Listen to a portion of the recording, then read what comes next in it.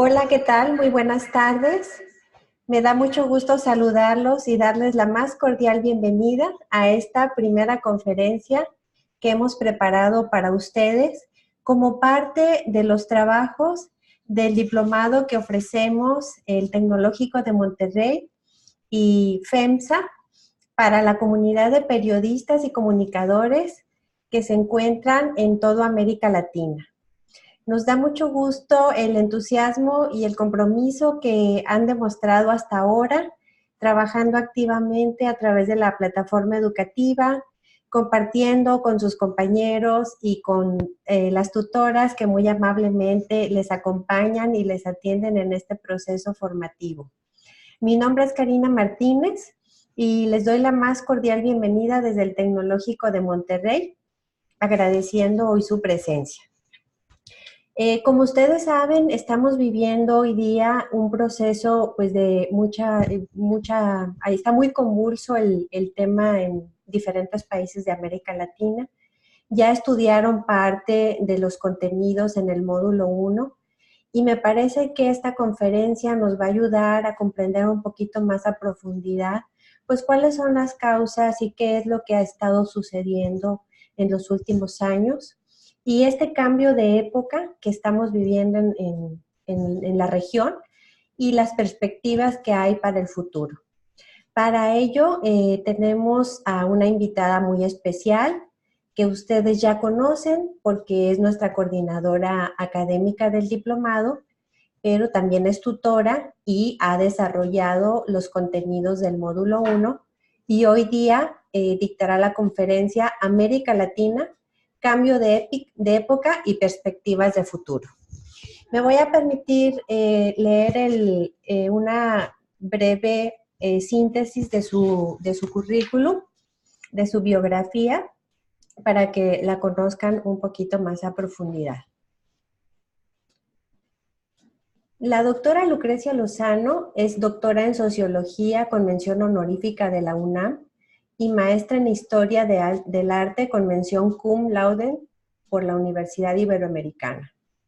Es autora y coautora de libros sobre México y América Latina, entre los cuales destacan De Sandino al triunfo de la Revolución, La reestructuración mundial y América Latina, Centroamérica, una historia sin retoque, y Sociedad, Desarrollo y Ciudadanía en México. Ha sido directora en la División de Humanidades y Ciencias Sociales del Campus Monterrey, del Tecnológico de Monterrey, directora fundadora del Departamento de Relaciones Internacionales de este mismo campus y coordinadora del Centro de Estudios Latinoamericanos, CELA, de la Facultad de Ciencias Políticas y Sociales de la UNAM. Fue miembro del Consejo Directivo de la Cátedra Alfonso Reyes del Tecnológico de Monterrey y jurado del Premio Nacional de Periodismo 2006. En marzo de 2010, la Comisión de Equidad y Género del H. Congreso del Estado de Nuevo León le otorgó el reconocimiento por trayectoria académica. Desde mayo de 1998, colabora como editorialista del periódico El Norte. Desde el 2006 ha sido coordinadora académica del diplomado, en el que actualmente ustedes están participando, el periodista de la era digital como agente y líder en la transformación social, que es una colaboración entre FEMSA y el Tecnológico de Monterrey. Y desde el 2018 es coordinadora académica del diplomado en libertad de expresión y la defensa de los derechos humanos que ofrecen de manera conjunta la Agencia de los Estados Unidos para el Desarrollo Internacional, USAID por sus siglas en inglés, y el Tecnológico de Monterrey. Igualmente se ha desempeñado como tutora de varias generaciones de este diplomado y actualmente también está participando en esa función. Entonces, sin más preámbulo, queremos darle la bienvenida a la doctora Lucrecia Lozano. Adelante, por favor. Muchas gracias, Cari. ¿Me escuchan? ¿Sí me escuchan? Sí, excelente, muy bien. Perfecto. Muy Escuchamos. bien.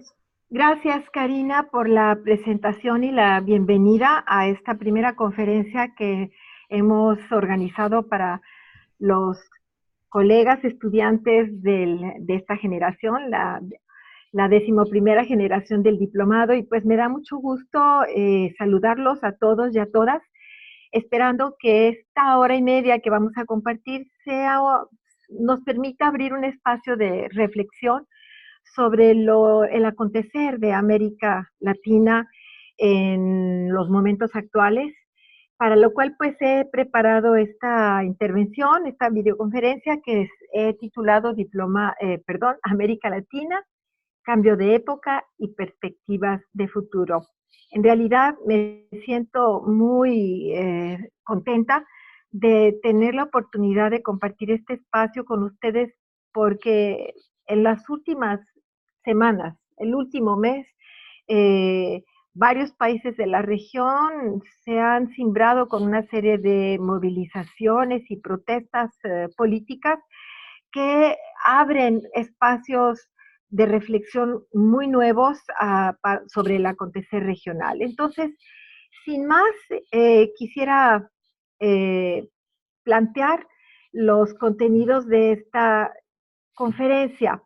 Y quiero arrancar señalando lo que yo llamo 4 tesis sobre la evolución política de la región y su perspectiva inmediata.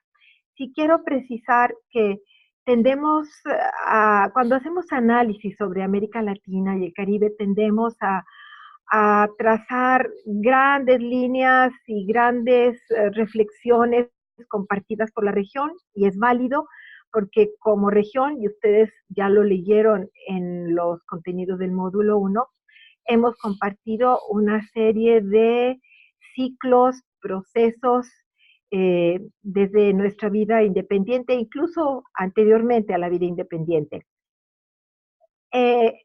Precisando esto, también considero que es muy importante que acotemos que pese a estos procesos compartidos y estas problemáticas comunes, no hay que perder de vista que cada país, cada realidad nacional tiene especificidades muy particulares, ¿verdad? Entonces no podemos asimilar lo que está ocurriendo ahorita en Bolivia con los sucesos que han conmocionado a Chile, o lo que pasó hace unas semanas en Ecuador con los problemas de la transición política en las nuevas elecciones en Argentina. Entonces, siempre al analizar la región vamos a tener que hacer esta doble, hacer este doble enfoque metodológico. Por un lado, ver los aspectos regionales compartidos, y en un segundo momento, y muy importante, hacer un análisis particular de cada caso. Bien, ¿cuáles son esas 4 tesis que quiero compartir con ustedes? La primera tiene que ver con la evolución política de la región, que desde su momento de independencia política se ha caracterizado por el despliegue de diferentes ciclos, y que estos ciclos están también muy relacionados con los cambios y las transformaciones que ocurren en el escenario internacional, tanto en el campo de la política como de la economía. ¿Qué ciclos? Por ejemplo, después de la independencia hay un ciclo de mucha anarquía. A partir de la segunda mitad del siglo XIX se abre un ciclo de autoritarismo en la región, y así nos vamos, ¿verdad? No voy a profundizar en eso porque no tenemos oportunidad de hacerlo. Estos ciclos de alguna manera también están en los contenidos del módulo 1, ¿no? Y otro punto de esta tesis a destacar es que estos ciclos están muy relacionados con los procesos económicos que ha vivido la región, que a su vez estos procesos económicos se han expresado en modelos económicos, en modelos de crecimiento que nacen, se desarrollan, se agotan, hacen crisis, ¿no? Y estos modelos también se manifiestan con particularidades subregionales y locales. No son lo mismo las economías centroamericanas que las economías del Cono Sur, por ejemplo. Bien, esta es la primera tesis, ¿no? La de los ciclos políticos en la región. La segunda tesis señala que A lo largo de nuestra vida independiente, que ya son más de 2 siglos en promedio de vida independiente, lo que ha predominado, las fuerzas políticas que han predominado en la región son las fuerzas conservadoras y autoritarias. Y estas fuerzas se han organizado en regímenes autoritarios y dictatoriales de diferentes signos, dictaduras personalizadas, juntas de gobierno militares, gobiernos burocrático-autoritarios, en fin, todos estos cambios se van dando conforme va evolucionando la economía y la sociedad de la región, pero lo que ha sido una constante en nuestra historia independiente es la existencia de fuerzas conservadoras y autoritarias como el sesgo dominante en la vida política regional. La tercera tesis tiene que ver con la democracia. Um, la democracia es un fenómeno y una experiencia social muy nueva en la región.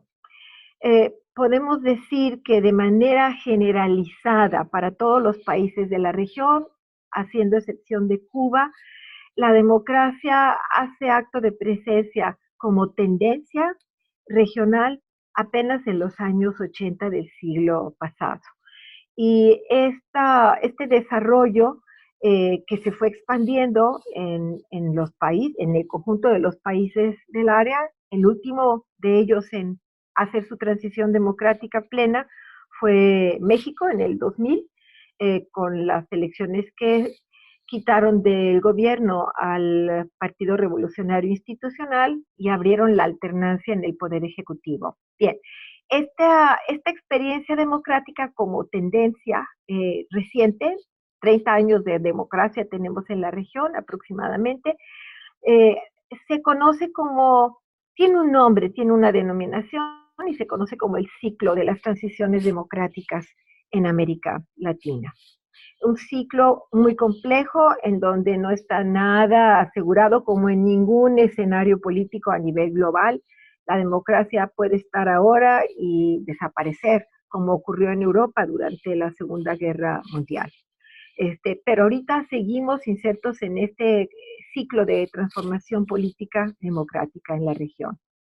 Y la cuarta tesis es que este proceso de democratización nos ha permitido en los países de la región consolidar al cambio político mediante elecciones, mediante procesos electorales institucionalizados y no mediante golpes de Estado, azonadas militares, golpes parlamentarios, como en muchas ocasiones ocurrió a lo largo de la vida independiente de la región.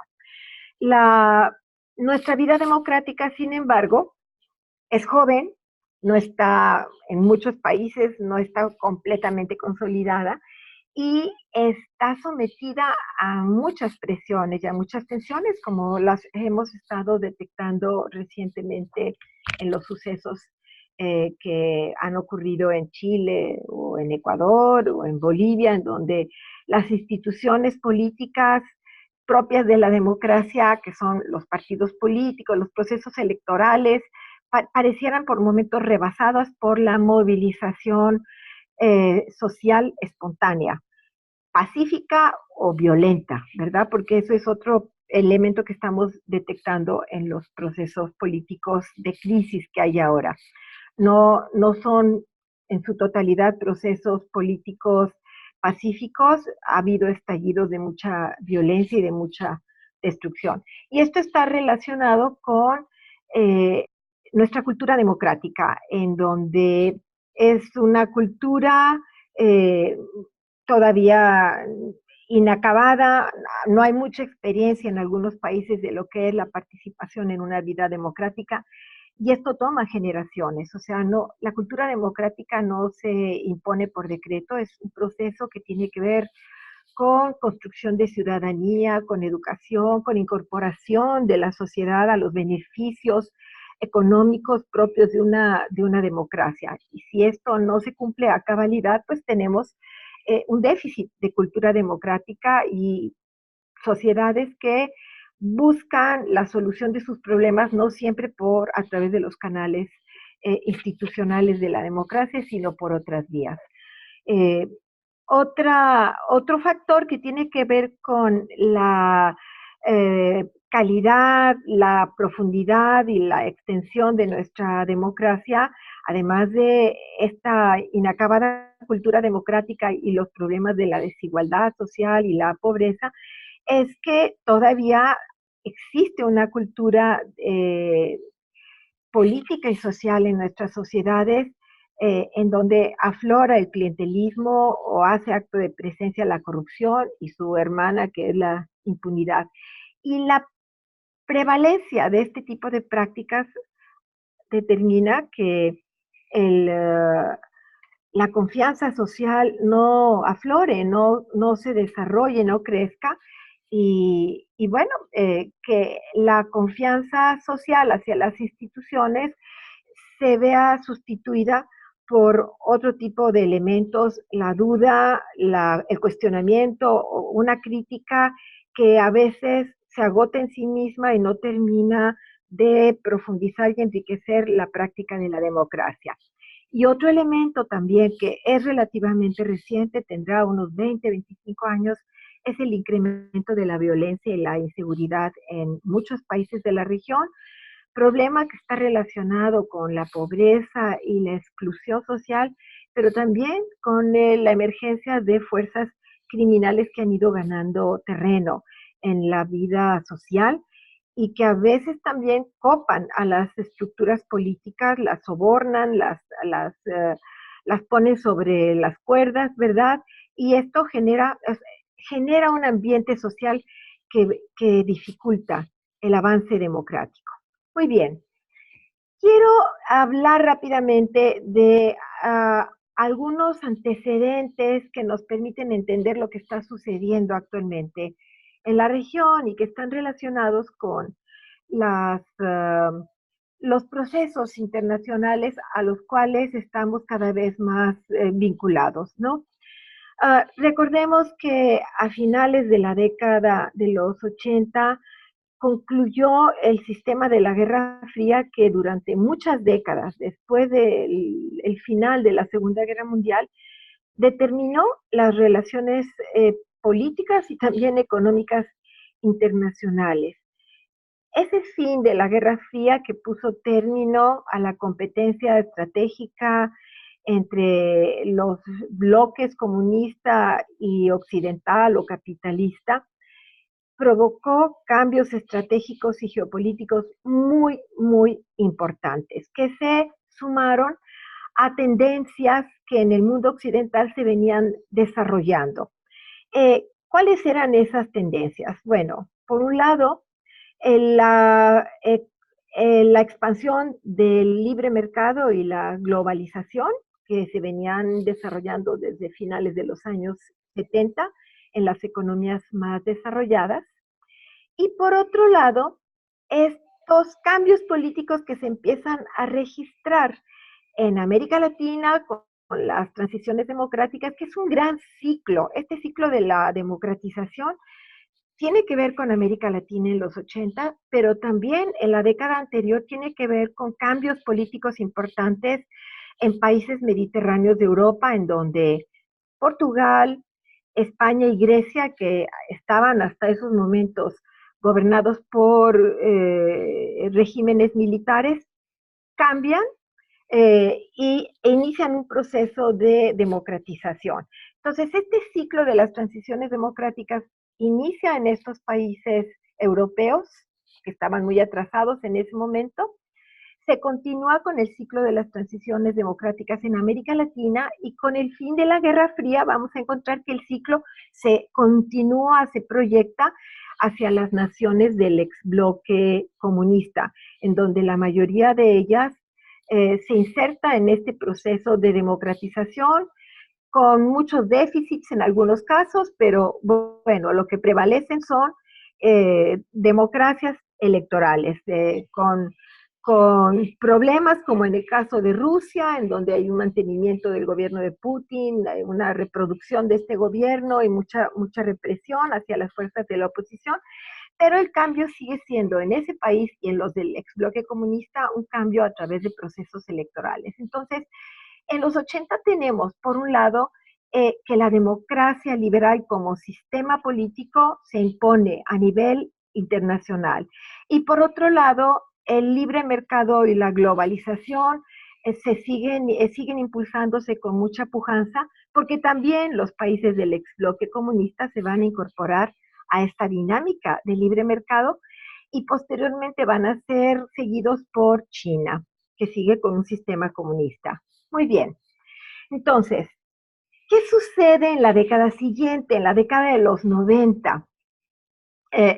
Hay un auge económico impulsado por el despegue de las economías emergentes, India, China, Rusia, una enorme dinámica comercial internacional, ¿verdad? Que favorece la demanda de materias primas y alimentos, que conduce a su vez a una elevación sustantiva de los precios de estas materias primas y alimentos que sí, se llaman commodities, ¿no? América Latina, ¿qué tiene que ver esto con América Latina? Bueno, somos una región muy rica en recursos naturales, y a pesar que desde los años 30 del siglo pasado habíamos iniciado nuestra transición hacia la industrialización como modelo económico dominante, esta situación de final de siglo y principios del siglo XX, de auge de la demanda comercial mundial y de los altos precios de las commodities, nos llevaron como región a incorporarnos en esta dinámica como exportadores de materias primas y alimentos. Una apuesta muy riesgosa, porque pudimos haber apostado a una transición hacia modelos económicos sustentados en alta tecnología, en lugar de mantener este modelo de la primaria, de la economía primaria, que fue muy fuerte desde la segunda mitad del siglo XIX hasta la crisis de la Gran Depresión en los años 30 el siglo pasado. Algunos expertos han llamado a este proceso la reprimarización regional, lo cual fue benéfico en esos momentos porque permitió el ingreso de muchas divisas en la región, pero es muy riesgoso porque cuando los precios de las commodities caen, empezando por el petróleo y siguiendo por otras más, pues eso nos convierte en economías muy vulnerables. Y bien, en la política, ya lo señalé, vivimos este rico proceso de democratización en nuestros países. Muy bien. En el marco de ese proceso democrático, de ese ciclo de las transiciones democráticas, destaca la emergencia de dos corrientes políticas que van a dominar la escena latinoamericana por espacio de casi 2 décadas. Estas dos corrientes son el neopopulismo, por una parte, y de otra, la corriente de la izquierda democrática. Ambas corrientes políticas llegan al poder y ayudadas por este auge de las commodities y este auge de nuestras exportaciones, van a tener los recursos para llevar a cabo paquetes y medidas redistributivas en lo económico y en lo social. Vamos a ver en qué consiste una de las corrientes, el neopopulismo. Quiero destacar que esta corriente surge en las economías y las sociedades de América Latina que tienen un menor grado de desarrollo económico. Está el caso de Bolivia, con Evo Morales, está el caso de Ecuador, con Rafael Correa, y está el caso de Nicaragua, que es un caso también muy particular con el régimen de Daniel Ortega, que coquetea entre el neopopulismo y ciertas posiciones de izquierda. Pero también el neopopulismo se desarrolla en economías muy enfocadas a la explotación de un solo producto. Y cito aquí el caso de Venezuela, que se volvió adicta al petróleo, que es así prácticamente constituye el 90% de sus exportaciones. Y el neopopulismo también se desarrolló en este periodo en Argentina, que tiene la característica de ser una sociedad o un país que con una tradición populista muy fuerte, muy arraigada en la sociedad. El, quien inaugura este ciclo del neopopulismo en la región va a ser Hugo Chávez en Venezuela, cuando gana las elecciones en 1999. Y con ello se abre esta dinámica neopopulista en la región, que para muchos expertos parecía agotada, ya enterrada, ¿verdad? Desde los años 50, cuando las economías latinoamericanas entraron en una dinámica de industrialización muy fuerte, de desarrollo de las clases medias, de la urbanización, y no tenemos tiempo para analizarlo, pero el populismo son regímenes que surgen en las transiciones de las economías primario exportadoras hacia las economías industrializadas. Y bueno, sorpresivamente en América Latina se vuelve a dar la emergencia del populismo, pero ya en otro contexto histórico, por eso se le llama neopopulismo. El populismo histórico y el neopopulismo comparten muchos rasgos políticos y redistributivos en lo económico. Pero un factor que los hace muy diferentes o que marca una distinción entre ambos es el contexto internacional en el cual se desarrolla.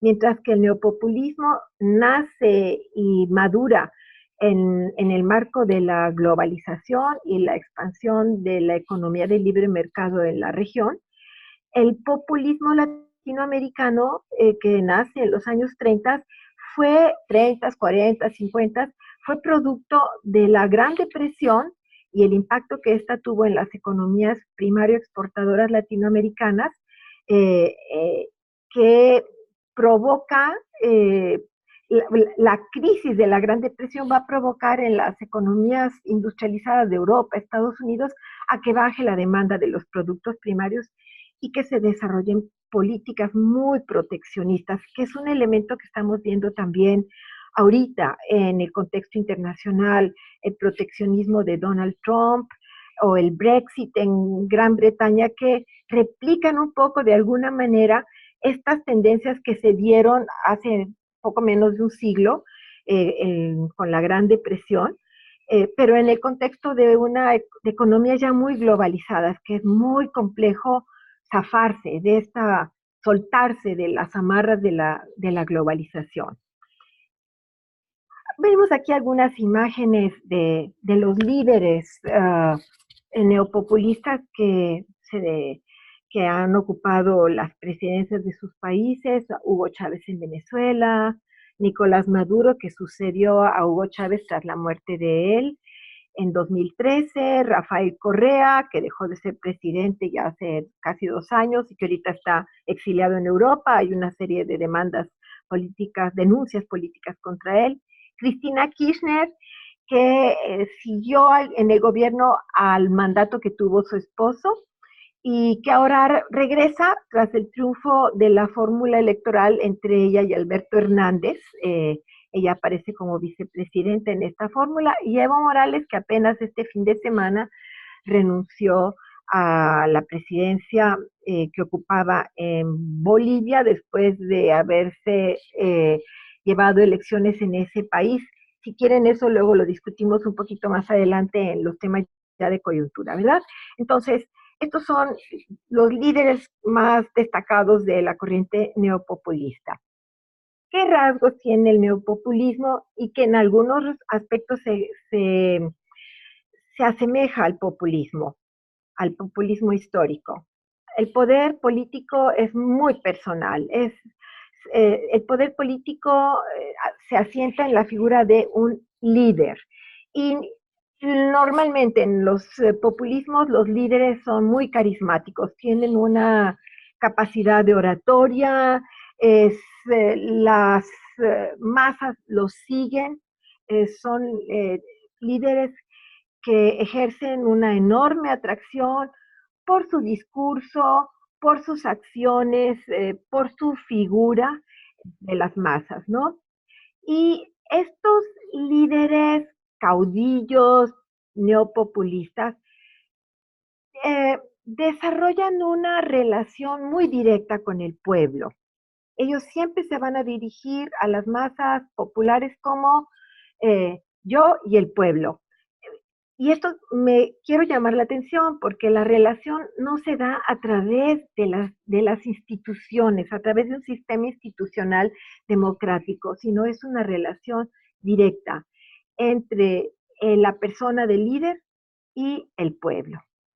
Esto hace también que se fomenten y se desarrollen redes clientelares de apoyo y de comunicación que se refuerzan a través de las políticas de subsidios sociales y de apoyo económico que dan los regímenes neopopulistas. Ese es un rasgo así económico del populismo y del neopopulismo, las políticas redistributivas, ¿verdad? Y los subsidios estatales, que muchas veces se realizan a costa de, de la salud de las finanzas públicas. Es un poco lo que sucedió ahorita en Ecuador, cuando el gobierno quiso eliminar una serie de subsidios que existían desde hace muchos años, es más, décadas.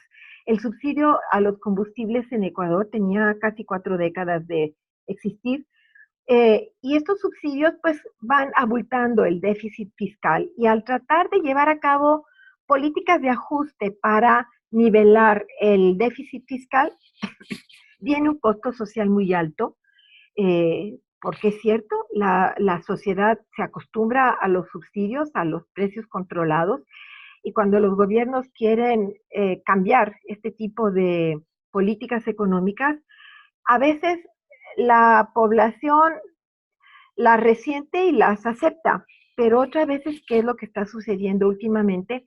Se revela a la sociedad.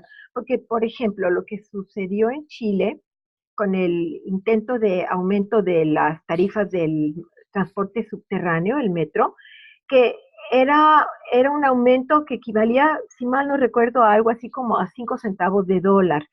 Eh, Estas medidas de ajuste ya se habían llevado a cabo anteriormente en Chile y la población no había explotado como explotó ahora, ¿verdad? Entonces, de alguna manera hay que evaluar qué está pasando, que ya la gente dijo no más. Pero por otro lado hay que ver qué va a suceder con el saneamiento de economías que se han engolosinado con estas políticas de subsidios y de apoyos estatales, ¿no? En algunos casos, el neopopulismo proyecta una visión muy polarizada de la sociedad y del poder. Esto lo vemos muy particularmente en el caso de Venezuela. Se habla de consignas como patria, socialismo o muerte, que fue una consigna que impulsó Hugo Chávez, o Nicolás Maduro ante la crisis así con la Asamblea Nacional de su país, que hablaba de constituyente o muerte, ¿no? ¿Qué tenemos en estos regímenes? Hay democracias electorales porque hay elección, ¿verdad? Hay elecciones en estos gobiernos, en estos sistemas, pero es una democracia muy acotada por la censura, por el cierre de espacios públicos y yo diría también en riesgo, ¿verdad? Un riesgo de militarizar a la sociedad o de corporativizar a la sociedad por encima de institucionalizar a la sociedad, y es lo que ha sucedido, por ejemplo, en Venezuela. Y otro factor muy importante e interesante es que bajo estos gobiernos se han llevado un sinnúmero de cambios, revisiones constitucionales para permitir la reelección de los presidentes, que vamos a verlo un poquito más adelante. Finalmente, en el ámbito económico, otro aspecto del neopopulismo, muy compartido con el populismo histórico, es el nacionalismo económico y una suerte de antiimperialismo económico y también en el discurso político que lleva a promover expropiaciones y nacionalizaciones. Yo recuerdo mucho frases de Hugo Chávez, que tenía un programa radial que se llamaba Aló Presidente, y que de repente amenazaba, así decía, a esta empresa o a estos empresarios o a estas organizaciones yo las voy a expropiar. Él no decía las vamos a expropiar, la Asamblea Nacional va a llevar a cabo un proceso, no, era algo personal, casi en el discurso, ¿verdad? Yo las voy a expropiar. Muy bien. Uh, y aquí está lo que les mencionaba yo, que un rasgo de los regímenes neopopulistas en estos últimos 20 años ha sido las reelecciones, ¿verdad? Eh, Reelecciones que han llevado a estas modificaciones y cambios en las constituciones con la idea de mantener en el poder para asegurar la consolidación de un proyecto. Y aquí abajo pues tenemos una lista de todas las reelecciones continuas que se llevaron a cabo en los diferentes países que aquí enumeramos. Y pongo en primer lugar a Evo Morales, que se volvió a presentar en las elecciones de este año, a pesar de que en 2016 se había hecho un plebiscito, perdón, un referéndum, en donde la población votó de que ya no quería que él se volviera a presentar, fue mayoritaria esa votación, y pese a eso, y al impedimento constitucional, porque en la Constitución de Bolivia hay un límite de 3 reelecciones, pese a ello, pues Evo Morales se volvió a presentar y ya vemos todo lo que ha sucedido con esta decisión que tomó él. Tenemos las reelecciones de Rafael Correa, en fin, no me voy a poner a ahondar en todo ello, pero esto es algo muy propio de los regímenes neopopulistas. También en la izquierda democrática ha habido reelecciones, pero están acotadas ya al periodo constitucional que está establecido en las Cartas Magnas. Vamos a ver que esto de las reelecciones pues ha empezado a generar rechazo en la población.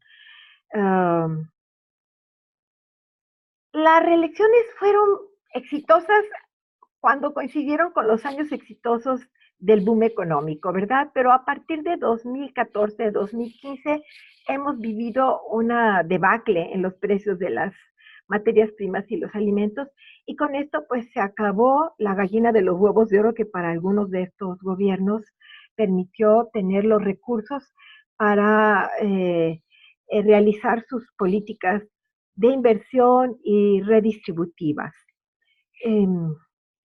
Una cita bueno, ejemplos de cómo hay un creciente rechazo público, por ejemplo, en Colombia el Congreso eliminó la reelección en el 2015 y en Ecuador se restringió a reelección de 2 mandatos presidenciales. Y pues está el ejemplo que ya hemos mencionado de Evo Morales, que renunció recientemente porque volvió a presentarse a un proceso electoral, siendo que ya había llegado al límite constitucional. Javier Correa, un politólogo, quiero señalar este comentario de él que me parece muy interesante. Dice que limitar la reelección es una medida democrática en países donde persiste el caudillismo. No es que per se la reelección sea una práctica política deleznable o negativa, pero en aquellas condiciones en donde persiste este tipo de relación caudillista y de presencia caudillista en el poder, ponerle límite a la reelección se puede convertir en una especie de candado para salvaguardar la vida democrática. Muy bien. Voy ahora a la cuestión del caudillismo. Bueno, como parte del cierre de este tema del neopopulismo, quiero citar esta frase que es de Rafael Correa, uno de los presidentes neopopulistas, ¿verdad? Dice, en una entrevista reciente al periódico español El País, dice, lastimosamente, en la mentalidad latinoamericana, no solo en la ecuatoriana, y eso no lo entienden ustedes en Europa, el concepto de democracia no es que se vota por un proyecto político, sino que se le confía al elegido para que haga algo bueno. Digo, me parece más que claro todo el trasfondo caudillista que tiene este señalamiento que hace Rafael Correa, que fue un líder muy caudillista en el Ecuador durante sus mandatos. Bien, me voy ahora al tema de la corriente de la izquierda democrática, que me parece muy interesante como experiencia política en la región. La izquierda democrática en América Latina ha sido muy moderna y muy pragmática, muy diferente de la izquierda que prevaleció en los años 50, 60, incluso todavía hasta los 70 en varios países de América Latina. Porque en esos años la izquierda era muy radical, era una izquierda marxista que proponía el cambio a través de la revolución. Claro, hay que considerar que el momento histórico era otro, no había los espacios democráticos que hay ahora.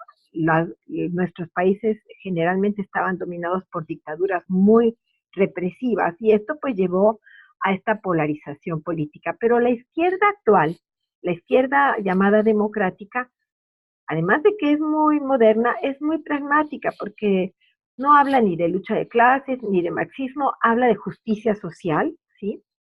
Digamos, tiene un discurso muy de socialdemocracia europea, muy al estilo de la socialdemocracia en Europa, y es una izquierda que ha llegado al gobierno a través de procesos electorales y que acepta los resultados electorales y promueve las reglas del juego institucional democrático. Eh, Podría yo decir que la emergencia de la izquierda democrática es una respuesta a las políticas económicas de libre mercado que se desarrollaron en la región y que tuvieron beneficio porque nos permitió un mayor crecimiento económico, acabar con políticas que eran así muy dañinas, excesivamente proteccionistas, ¿verdad? Pero por otro lado son políticas económicas que arrojaron un altísimo costo social en la región. La pobreza, y lo vamos a ver en un cuadro más adelante, disminuyó en los años de los gobiernos neopopulistas y de la izquierda democrática, pero la pobreza sigue estando por arriba del 25, 26, 27% en promedio de la región, lo cual es son tasas muy altas de pobreza. Entonces, ¿qué dice la izquierda democrática frente a esta situación, estos saldos de la economía de mercado en la región y sobre la globalización? Ellos dicen, justicia social con democracia política. Es decir, la democracia política tiene que atender el problema del desarrollo social. No se puede limitar únicamente al marco electoral. Debe de tener, digamos, es un adjetivo relacionado con el desarrollo y la justicia social en la región, por un lado. Y por otro, no reniegan de la globalización, pero dicen la globalización debe de tener un rostro humano, porque hasta el momento lo que ha prevalecido de la globalización son procesos de una enorme polarización y exclusión a nivel internacional, a nivel global. Bien, aquí tenemos ejemplos de los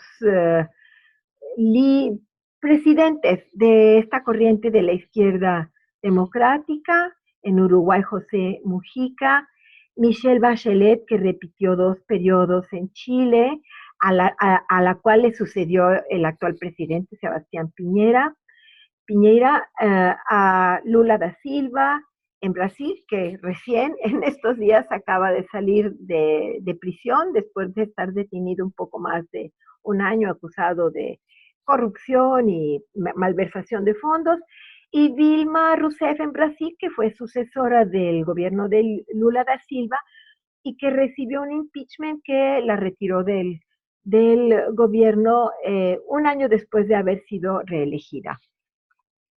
Bien, ¿qué sucede ahora en esta década que está por terminar?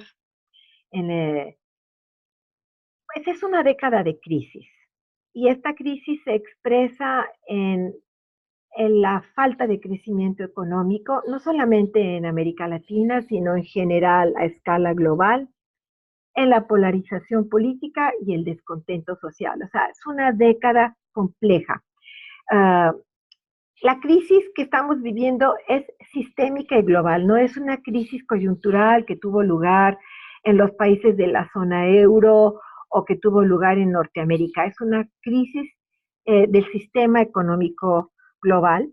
Y esta crisis y su persistencia, y bueno, lo voy a mencionar aunque viene en una de las filinas siguientes, la crisis se desata en 2008 y todavía seguimos viviendo las secuelas de la crisis del 2008, que ha sido una de las más graves, o la más grave después de la crisis de 1929 y la Gran Depresión de los años 30, en el siglo pasado.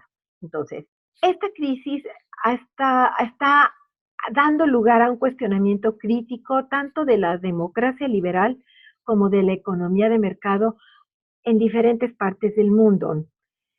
El modelo de libre mercado se ve cada vez más amenazado por posturas de proteccionismo económico, como el que estamos viendo en el caso de los Estados Unidos, o repito también, el Brexit en Gran Bretaña. Y la salud, y en el ámbito político, la salud y la calidad de la democracia se enfrentan a una emergente desconfianza social y a los nacionalismos emergentes. La desconfianza social porque la crisis ha generado desempleo, la transición hacia una economía digital cada vez más intensa está generando desempleo, y las políticas de libre mercado y la globalización han provocado la precarización de los empleos, bajos salarios, o lo que se conoce ahora como empléate a ti mismo, ¿verdad? Tú sé tu propio empresario. Que puede ser muy interesante, pero hay que ver también toda la connotación que esto tiene con relación a la seguridad social, a las pensiones, cuando la gente se retire. O sea, son problemas muy, muy complejos para discutir. ¿Qué pasa en el entorno económico internacional? Ya lo mencioné. Está la crisis de 2008 y las secuelas de la crisis han sido la falta de dinamismo económico tanto en la Unión Europea como China. La economía china sigue creciendo, pero ya no crece al 10 o al 11% como hace 10, 11 años, sino está creciendo a un 6%, a un 7%, y la guerra comercial con Estados Unidos está afectando a China, indudablemente. Esta desaceleración económica ha provocado una baja en el comercio internacional y en los precios de las commodities que en la década anterior se elevaron sustantivamente. El desempleo ha crecido, va, viene, baja, aumenta, pegó muy fuerte en Europa, en las economías europeas, y varias economías europeas tuvieron que vivir rescates financieros, vivieron crisis y rescates financieros como Grecia, como Islandia o Portugal. Y en fin, está lo de la pauperización laboral, la economía digital y las políticas de austeridad. Bien, entonces, todo esto conlleva a un cuestionamiento de la globalización, a posturas antiglobalización, que buscan reenfocarse hacia las posiciones muy nacionalistas y proteccionistas, ¿verdad?, en lo económico, y que también están teniendo repercusiones globales y desatando guerras comerciales como la que hemos presenciado en este año entre Estados Unidos y China, que era algo impensable hace apenas 5 años y impensable en el escenario mundial. En esta gráfica les quiero compartir esa debacle económica que hemos vivido a partir de 2008, la caída en la economía mundial, eh, un poco de recuperación en 2010 y nuevamente bajas tasas de crecimiento a partir de 2011 que no logran remontar el 3% o el 4% como tendencia. Los que menos se han visto afectados aquí son las economías emergentes y bueno, eh, esta gráfica lo que indica es el crecimiento de China y el crecimiento de India, que son economías enormes y por supuesto que marcan este tipo de indicadores muy altos, ¿verdad? Pero nada equiparables con el crecimiento que tuvieron en el periodo anterior a la crisis del 2008. La línea verde es el promedio mundial, quitando a los Estados Unidos, y es un crecimiento pues que está así apenitas por arriba del 2-3%. Esta siguiente gráfica habla del comportamiento en los precios de las commodities en el periodo de auge económico de la globalización, de 1990 a 2012. Fíjense bien en el pico que se marca para el 2008, son precios que suben y luego se colapsan así rotundamente como consecuencia de la crisis financiera de ese año y van poco a poco recuperándose en los años siguientes, pero luego a final de 2012 vuelven a caer los precios. Aquí vemos en la línea roja los precios de los alimentos y en la línea negra los precios del petróleo, que están muy ligados los precios del petróleo al comportamiento de la economía. Y esto es lo mismo, pero con una proyección hacia 2015. Ahí vemos el pico alto antes del 2008 y luego la caída, una recuperación en 2010 y a partir de 2010 para abajo los precios, que es lo que yo mencionaba, afectó terriblemente a las economías latinoamericanas que optaron por su camino de convertirse en economías exportadoras de materias primas y alimentos durante los años del auge económico. Si eso pasa en lo económico, en lo político, pues también vamos a ver tendencias de crisis, ¿no? Tenemos, por ejemplo, la emergencia de los extremismos nacionalistas que aparecieron en el escenario internacional cuando terminó la Guerra Fría. Me estoy refiriendo a la guerra de los Balcanes en la ex Yugoslavia. Durante la Guerra Fría nadie hablaba de nacionalismo. En la Guerra Fría se hablaba de ideologías, de polarización ideológica y de choques ideológicos y políticos entre los dos bloques. Los nacionalismos parecían enterrados también en el panteón de la historia, como pareciera que había pasado en América Latina con el populismo, ¿verdad? Bueno, en el mundo también se pensaba que los nacionalismos eran fenómenos propios del siglo XIX o la primera mitad del siglo XX. Pues no, después de que termina la Guerra Fría, reemergen y de manera muy violenta en la Guerra de los Balcanes y a partir de este siglo han empezado a reemerger, a aflorar con una fuerza y un radicalismo impresionantes en la Liga del Norte, en Italia, las fuerzas ultranacionalistas en Polonia, el presidente de Hungría también, que es muy nacionalista, ¿no?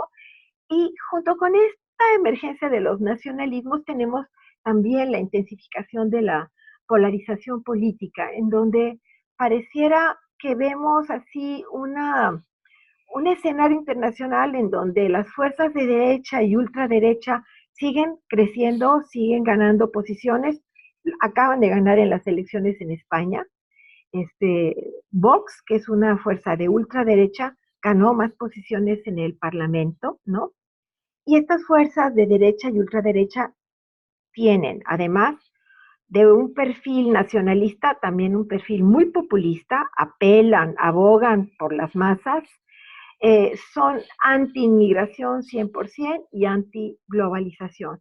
Entonces, todo esto hace que la democracia liberal se afecte, eh, y se afecte como proyecto político no porque haya habido una gran crisis social o un gran cataclismo social, eh, sino porque hay una suma, una acumulación de eventos, de hechos, que la van vulnerando, como el desempleo, las crisis migratorias que tienen un origen muy diverso, económico en los países del norte de África, pero también por las guerras, como en el caso de Siria, o las migraciones en América Latina, de Centroamérica hacia el norte. Otros eventos son la creciente desconfianza social ante las instituciones y el cambio climático, que se está convirtiendo en uno de los temas centrales de la agenda política internacional.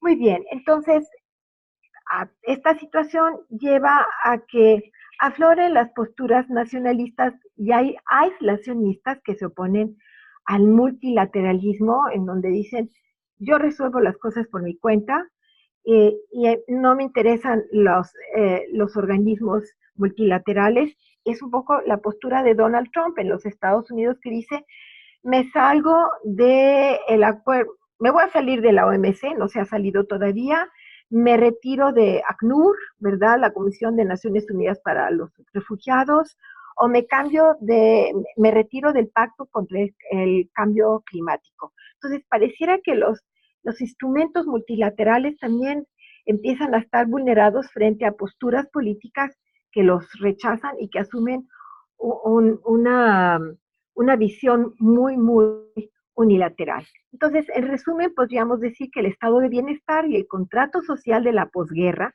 se han debilitado.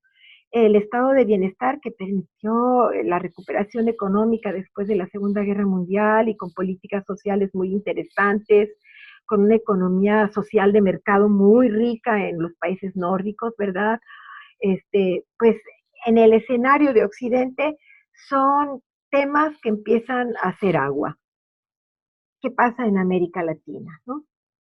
Estamos viviendo el impacto de la caída de los precios de las materias primas y los alimentos y una disminución de la demanda global.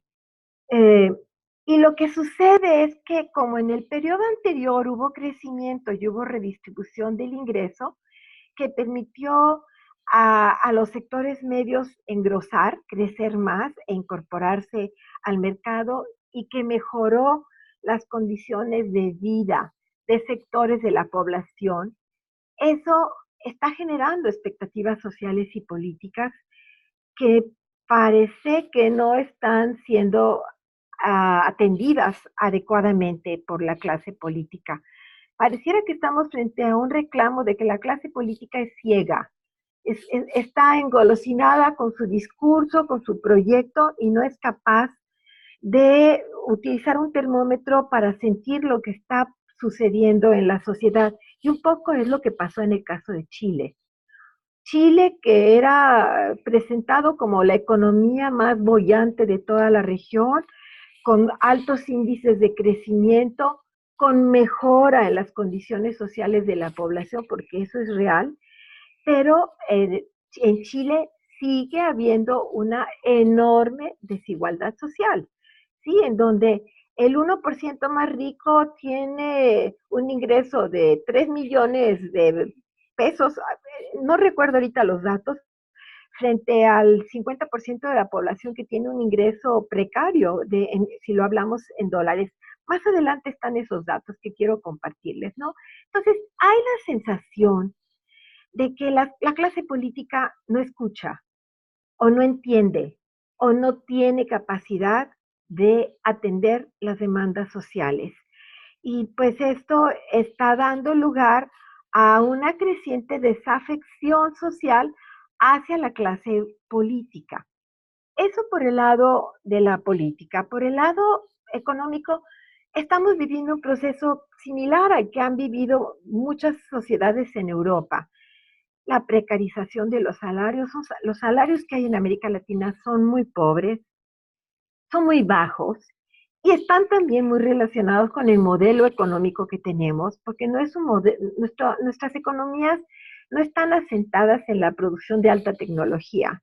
Nuestras economías están asentadas en la exportación del petróleo, en la producción y exportación de materias primas o de bienes industriales, pero no bienes de alta tecnología.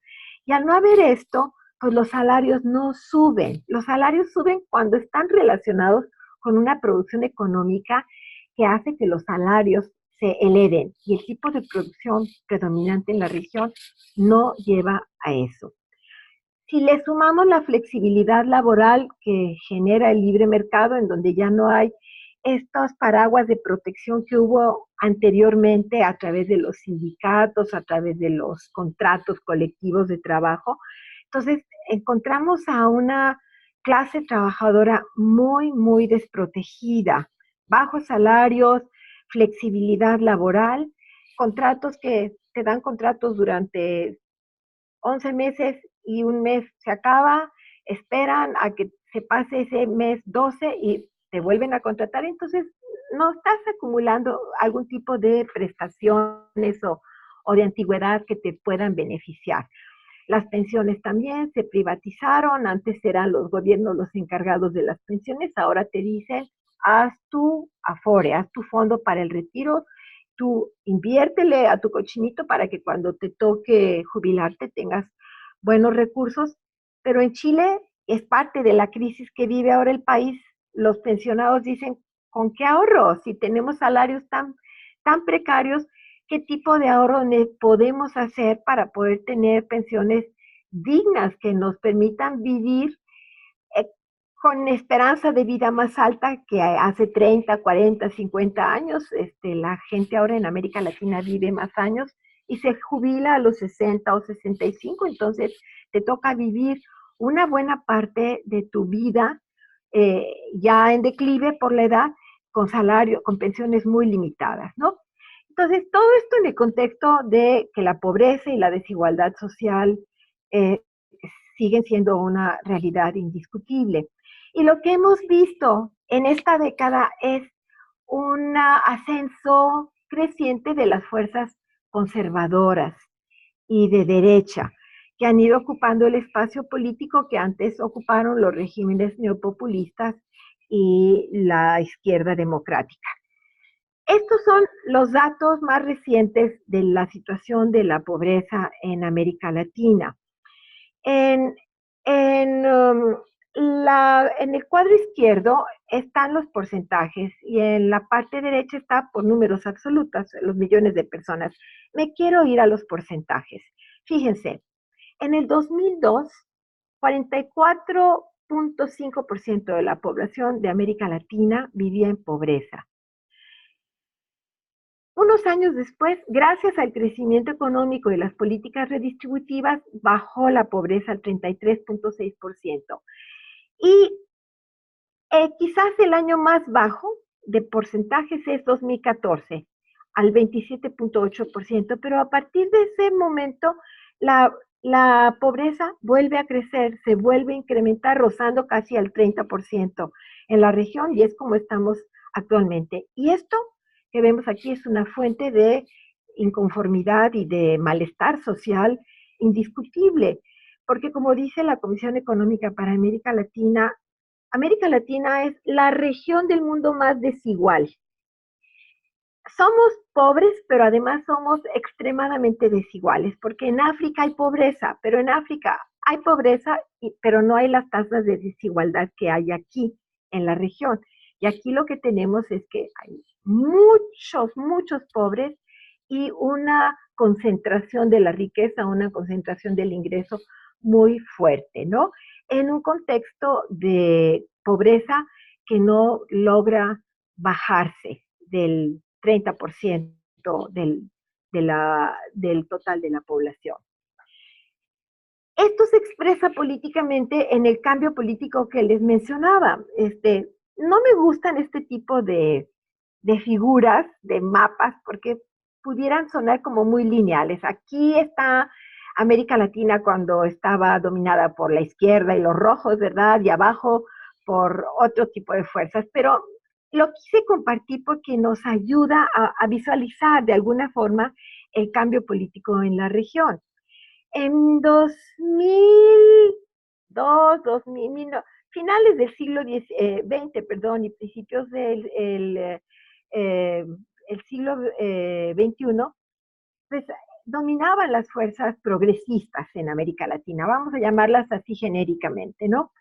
Mientras que el año pasado, con todos los cambios electorales que se han vivido, esta participación de las fuerzas progresistas o de izquierda o neopopulistas se redujo a 4 países de Sudamérica. Venezuela con Maduro, Bolivia, que ya no está ahora Evo Morales, Uruguay con Tabaré Vázquez y Surinam. Bien, y son cambios muy, muy intensos y muy concentrados en el tiempo. Bien, ya vamos a terminar. Aquí les señalo que vivimos un deterioro de la democracia como sistema político. A lo mejor es muy fuerte decir un deterioro, pero, o sea, quizás me gustaría más señalar como que la democracia como sistema político está enfrentada a una coyuntura compleja. Y si hay algo complejo es lo que está pasando ahorita en Bolivia, en donde Evo Morales sigue siendo presidente porque no hay una autoridad que reciba la renuncia que tiene, pero quien quedó ahorita como presidenta no debería de estar, debería de ser otra persona, en fin, muy complejo, ¿no? Y lo que está sucediendo en Chile, en donde la población se vuelca en las calles de manera violenta y muy destructiva, eso claro que debilita a la institucionalidad democrática, porque en una democracia consolidada lo ideal, lo idóneo, lo que se espera, es que sea a través de los canales institucionales que se dé cauce a la inquietud social, al cambio social, al malestar social. En una democracia ganan los que tienen más que ofrecer y pierden políticamente los que han fracasado en eso. Esa es la alternancia política, pero ahorita lo que estamos viendo es que los canales institucionales están siendo rebasados, ¿no? Bueno, ¿por qué está pasando esto? Ya de alguna manera empecé yo a marcarlo. Porque las élites políticas o no comprenden o no están ofreciendo soluciones satisfactorias a los reclamos de la ciudadanía. Por el insuficiente crecimiento económico que ha registrado la región en los últimos años y la muy desigual distribución de la riqueza. Porque también vivimos tasas de violencia y de inseguridad muy elevadas que no se vivían hace 20, 30 años en la región. Fíjense, 21 países de América Latina están entre los 25 del mundo con las tasas de homicidio más altas. Y 43 de las 50 ciudades más violentas del mundo se localizan en América Latina. Otro tema muy grave es la corrupción, tanto a nivel regional, y lo hemos vivido con el caso de la constructora brasileña Odebrecht, como a nivel nacional, lo de Lava Jato en Brasil, en México la Casa Blanca o la generación de nuevos gobernadores en el gobierno de Enrique Peña Nieto, o la corrupción oficial que ha conmocionado a Argentina con escenas de un ministro lanzando bolsas o mochilas con dinero en el patio de un convento, en fin, en diversos países, o el problema en Venezuela con la petrolera venezolana y los oficiales que han robado dinero y que están ahorita prófugos en España, algunos de ellos detenidos. Otro elemento es la precarización salarial, tanto en salarios como en las pensiones de retiro. y la falta de oportunidades para los jóvenes. Eh, Seguimos siendo un continente de población joven todavía, no ha envejecido como en las sociedades europeas la demografía, que hay jóvenes, y pues los jóvenes necesitan tener respuesta a las expectativas que ellos buscan de futuro, ¿no? Y por la mala calidad o el acceso limitado a servicios públicos básicos como la educación y la salud, que es un reclamo que está muy claramente planteado ahora en el caso de Chile, ¿no? Datos sobre la violencia, ¿verdad? Uh, la tasa de homicidios en la región es del 21.5 por cada 100,000 personas, muy por encima de la tasa global, que es de 7 homicidios por cada 100,000 habitantes, ¿no?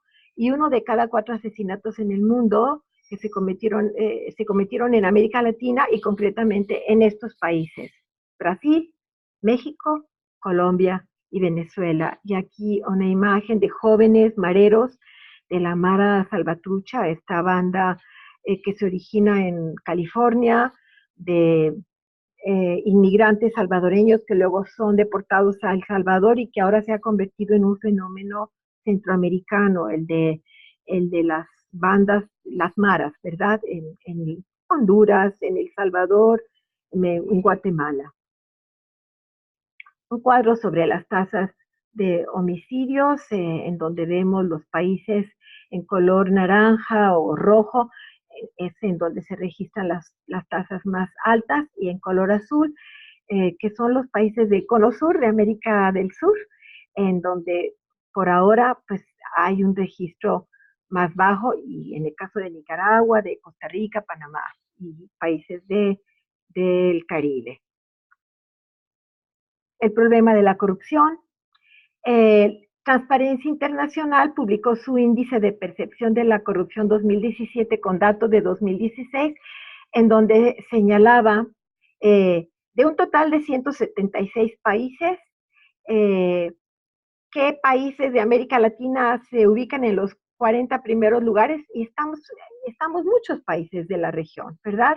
Los que tienen las peores posiciones en cuanto a corrupción son Venezuela, Nicaragua, Guatemala y México. Quienes estaban en esos datos mejor parados eran Chile y Uruguay, y pues para ponernos así como comparativo internacional, tenemos que si Chile ocupa el lugar 66, ¿verdad?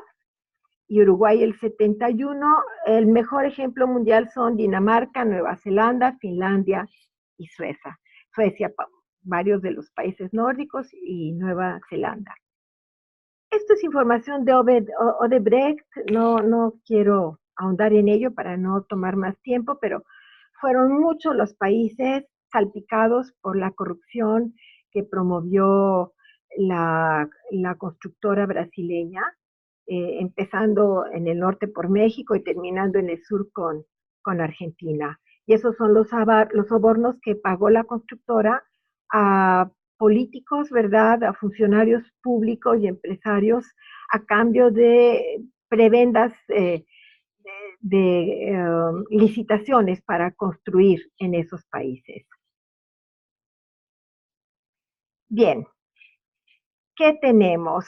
A ver, acá me lo voy a brincar esto porque ya lo hemos visto, lo de el agotamiento o cuestionamiento. No sé si podemos hablar de agotamiento o cuestionamiento al modelo de libre mercado, y la desafección democrática, ya lo hemos señalado, emergencia de grupos fuerzas más conservadoras y de derechas, movilizaciones sociales y estallido de descontento social, que no son privativos ahora de América Latina. Tenemos el caso, por ejemplo, de los chalecos amarillos en Francia, que son protestas muy, muy violentas en una democracia tan consolidada como la francesa. Bien, si hiciéramos así como un mapita, ¿qué es lo que sucede?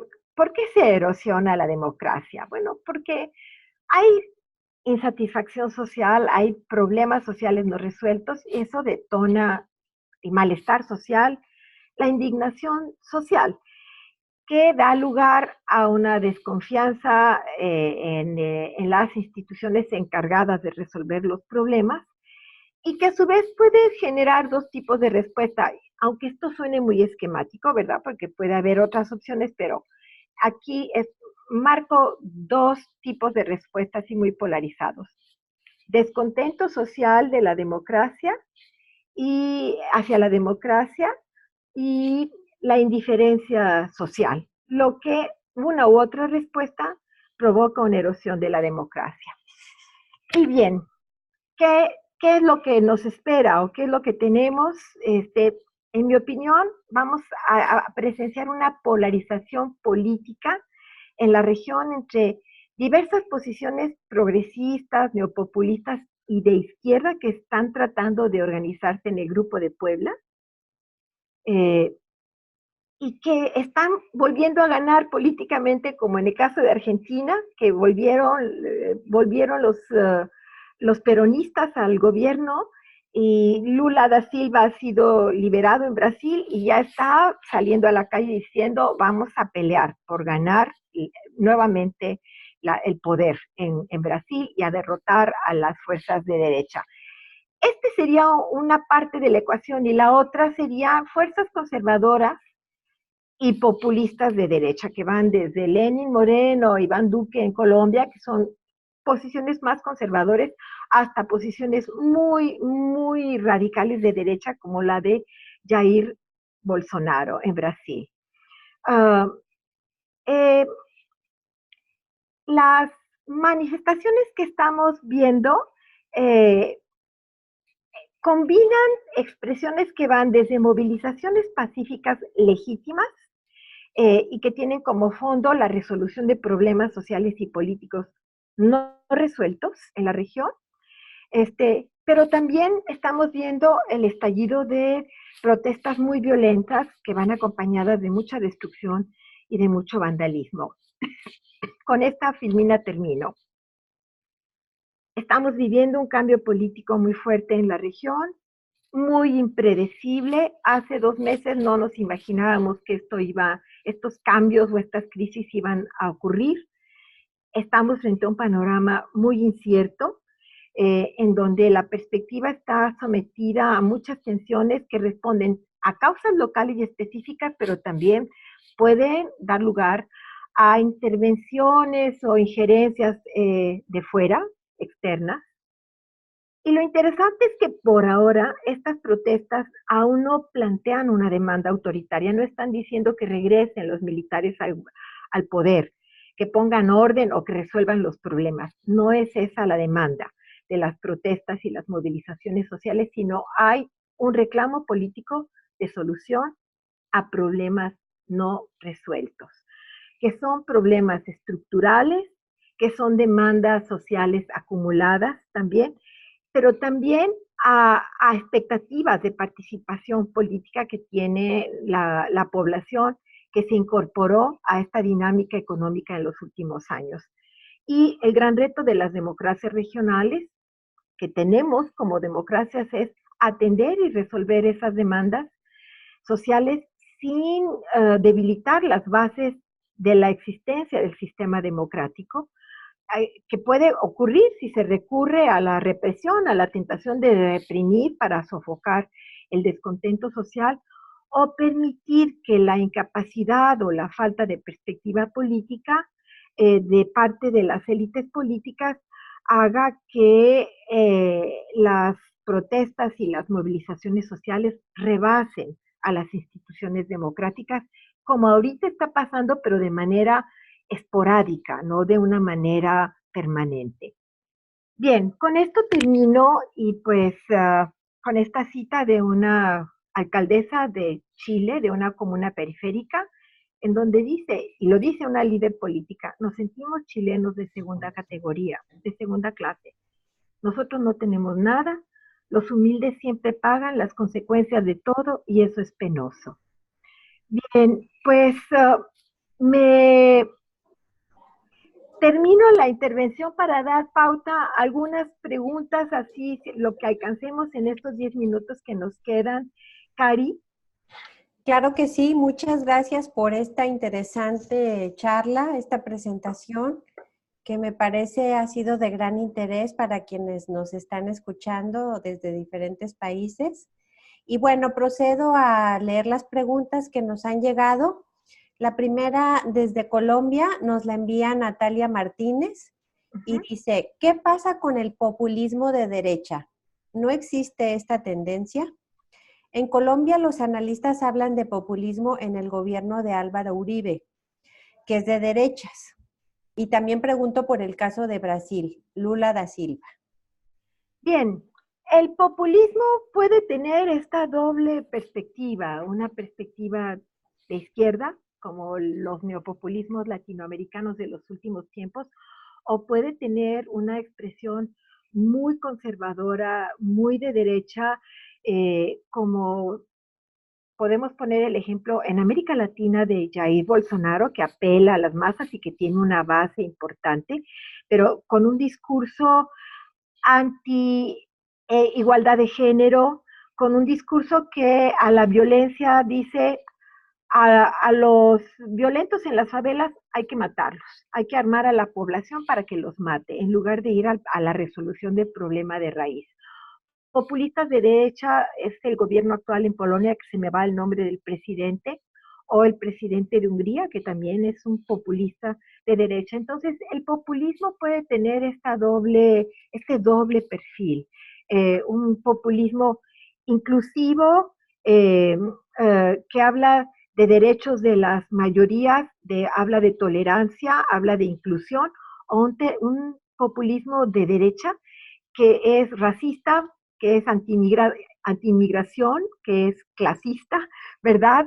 Y que apela a una masa cercana, a una masa de apoyo que se siente representada por estos líderes, porque como populistas tienen una base social, eso es innegable, pero sus políticas públicas,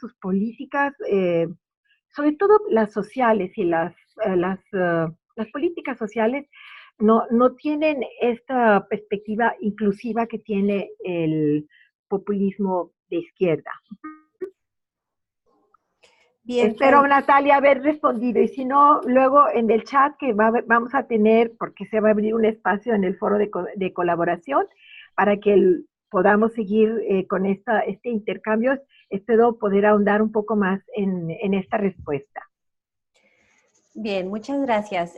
Nos pregunta Maciel Calvo, dice, hola, buena tarde. ¿Qué tan peligroso es para la democracia y el desarrollo económico de las naciones latinoamericanas que políticos gobernantes, tanto de derecha como de izquierda, recurran a los discursos del colonialismo, la lucha de clases y hasta a los simbolismos religiosos para legitimarse o eternizarse en el poder?